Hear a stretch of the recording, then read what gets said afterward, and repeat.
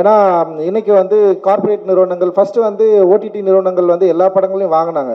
ஆனால் இப்போ வந்து அவங்களுக்கு வந்து நிறைய சிக்கல்கள் இருக்குது. ஒரு படம் வந்து ரிலீஸ் ஆனதுக்கப்புறம் அதோட கண்டென்ட் மையமாக வச்சு அந்த படத்தை வெளியே எடுக்கிற அளவுக்கு இன்னைக்கு வந்து ஒரு ஒரு பவர்ஃபுல் அஜெண்டா வந்து கிரியேட் ஆகிடுச்சு. அண்ட் இந்தியா லெவலில் வந்து எப்படி லெஃப்ட் விங் வந்து ரொம்ப ஸ்ட்ராங்காக இருந்ததோ இன்னைக்கு ரைட் விங் வந்து அதை விட மிகப்பெரிய பயங்கர ஸ்ட்ராங்கான ஒரு மூமெண்ட்டாக மாறிடுச்சு. ஒரு திரைப்படத்தில் ஒரு குறியீடை முன்னாடி வந்து இன்டெலெக்சுவல் தான் வந்து ஆராய்வாங்க. இந்த குறியீடு இதனால இருக்கு, இது வந்து இயக்குனர் வந்து சொல்ல ட்ரை பண்றாருன்னு சொல்லிட்டு. ஆனா இன்னைக்கு வந்து அந்த குறியீடை பற்றி கணக்கெடுப்பதற்கு டீகோட் பண்றதுக்கு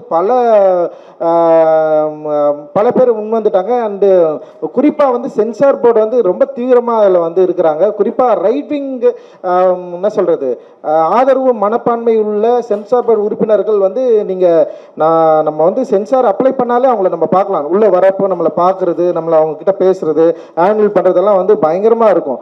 ஸோ அதை மீறி ஒரு திரைப்படத்தை எடுத்துட்டு வந்து நம்ம வந்து ரிலீஸ் பண்றது, அந்த ரிலீஸ் பண்றப்போ இங்க இருக்கிற பார்வையாளர்கள் யாரு, இங்க இருக்கிற ஓடிடி நிறுவனங்கள் யாரு, இங்க இருக்கிற டிஸ்ட்ரிபியூட்டர்ஸ் யாரு, இவங்களை வந்து நம்ம எப்படி சமாளிக்க போறோம், இந்த சமாளிப்பதை மீறி எப்படி வந்து மாதிரியான படங்களை வந்து ரிலீஸ் பண்ண போறது அப்படின்ற ஒரு பெரிய சவால் தான் இது. ஆனா அந்த சவாலை விரும்பி ஏற்றுக்கொண்டிருக்கிறோம். நம்ம அதை விரும்பி ஏற்றுக்கொண்டதுனால பயங்கர லவ் பண்ணி தான் வந்து ஒரு விஷயத்த வந்து மக்கள் கிட்ட கொண்டு போய் சேர்க்கிறோம்.